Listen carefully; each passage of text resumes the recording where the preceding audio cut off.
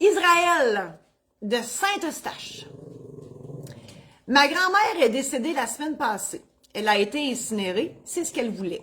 J'espère, parce que si elle ne voulait pas ça, on est dans le trouble. Dans son testament, mes sympathies en passant, Israël, là, que votre grand-mère est décédée. Une grand-mère, c'est un gros pan de vie, ça, là, qui meurt. Je parle pas de son poids, c'est pas ça que je veux dire. Dans son testament, tout ce qui était écrit, c'est qu'elle ne veut pas, Martine Harry, c'est qu'elle ne veut pas être exposée ni avoir le service religieux. Là, je comprends, Israël, que dans son testament, elle disait, moi, arrête, moi, je veux pas être exposée, puis je veux pas de service à la messe. Je veux pas de messe. Mais elle disait pas d'autre chose. Et là, votre question, Israël, est-ce qu'on peut faire une cérémonie funéraire? La réponse, c'est oui. Et si oui, est-ce qu'on est obligé de la faire au salon funéraire? La réponse, c'est non. Donc, l'interprétation, en fait, ce qu'on doit avoir des dernières volontés de votre grand-mère, c'est si elle ne l'a pas mentionné, ça ne veut pas dire qu'elle ne le veut pas, tu sais. Moi, en tout cas, c'est comme ça, je le prends. Il y en a qui vont vous dire, c'est ça le droit, c'est ça le droit. Il y a deux écoles de pensée. Il y en a d'autres qui vont vous dire, ben ça ne l'a pas écrit, c'est parce qu'elle ne voulait pas.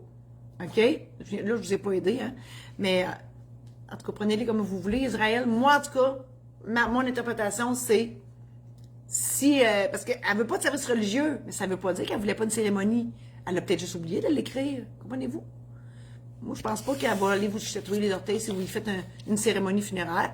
Une cérémonie funéraire, je fais ça dans la vie, c'est un hommage qu'on fait à la personne. Moi, je pense pas que grand-mère serait fâchée d'avoir un hommage. Peut-être qu'elle était athée ou que ça ne tentait pas de le curer puis tout.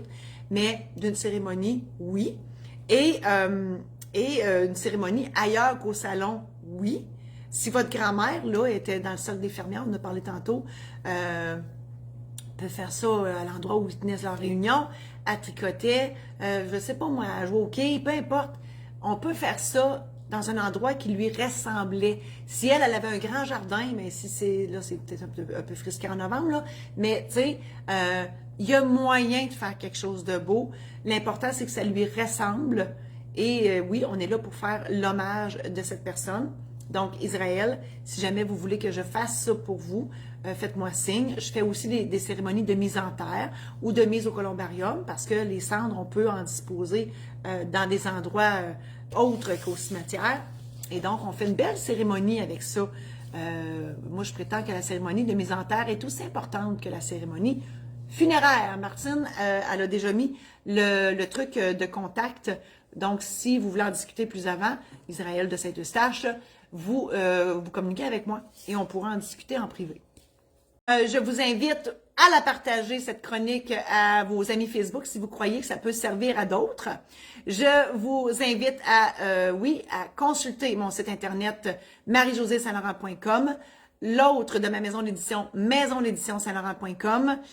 J'ai pas parlé de mon domaine de villégiature, des chalets en Boiron à louer dans les Laurentides, domaine-lamarieuse.com. Je vous invite aussi à vous procurer vos billets. Là, je parle pour la région de l'Abitibi, vos billets pour ma chaufférence, mon rodage de ma chaufférence intitulé « Vaut mieux en rire avant de partir ». Rodage, donc on ne sait pas ce qui va arriver là-dedans. Tout peut arriver dans un rodage. On sait quand ça commence, on ne sait pas quand ça finit. Voilà, sur Marie-Josée Saint-Laurent, /chaufférence. Merci infiniment et à la semaine prochaine.